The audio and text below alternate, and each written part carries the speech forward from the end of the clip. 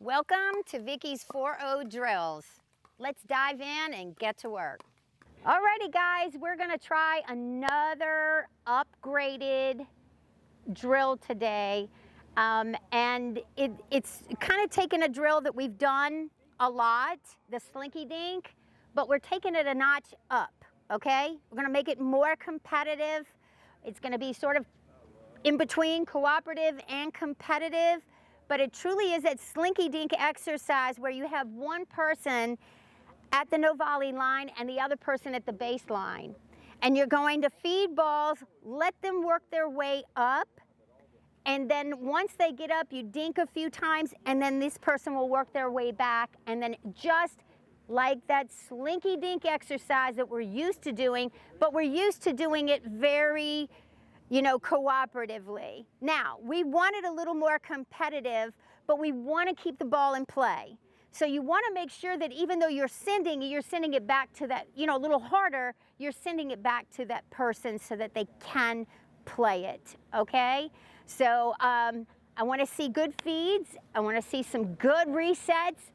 Pretty much while you're going backwards and forwards, your big goal is to reset and get that ball back into the kitchen, right?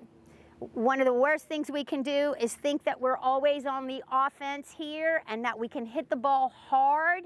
Many times we do that and we leave our partner in a lurch because the ball just comes back harder than what we had just sent it, right? And we're at an awkward position where the opponent can send it right back to our feet. So it's truly being on the defense throughout this whole exercise. Only time is when you're up here, fourth shots, right? I can send 4 shots, I can send rolls, I can send blocks, I can send based on how they're sending it back to me. So it's really good practice for both parties. Sounds good? Let's get started. Ready, Ken?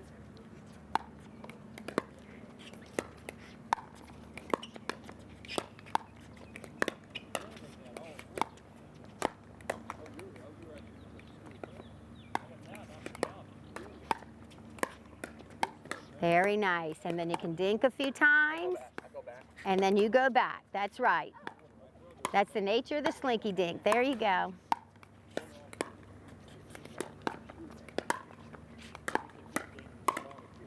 Coming in. Very nice. Nice rolls. Send it back competitive. That's it. Oh. You got one?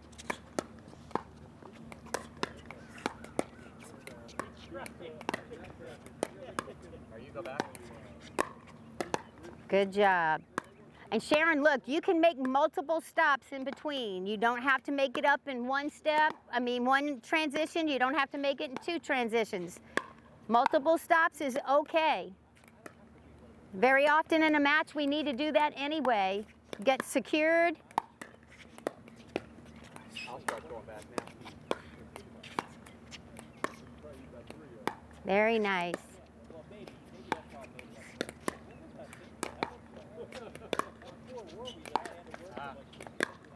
Good. There as well.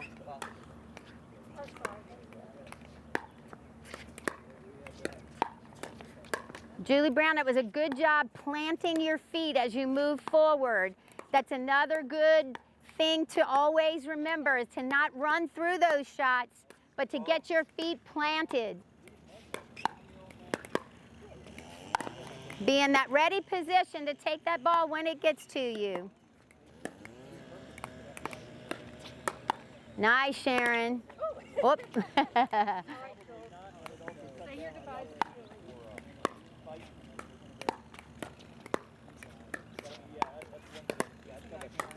try. All right, I'll start back.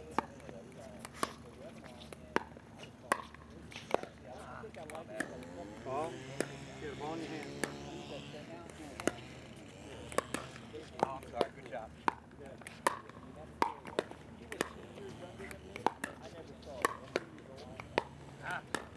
Very nice, very nice. Whoop. You can let one go. There you go.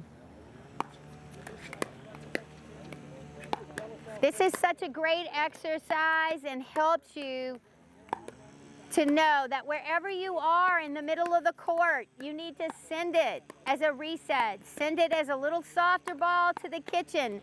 Finish making your way in.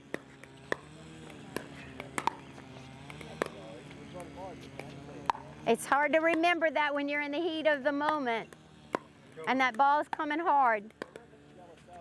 Nice, nice, Ken. Sharon. All righty, gang. You guys are doing great. Guys, this is such a great exercise to do.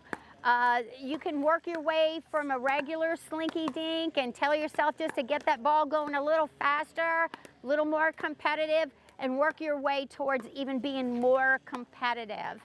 A nice thing to always remember as well is to warm up in that transition zone before you even do this exercise. Have somebody feed you some balls, practice your blocks, practice your resets, and then you're ready to go.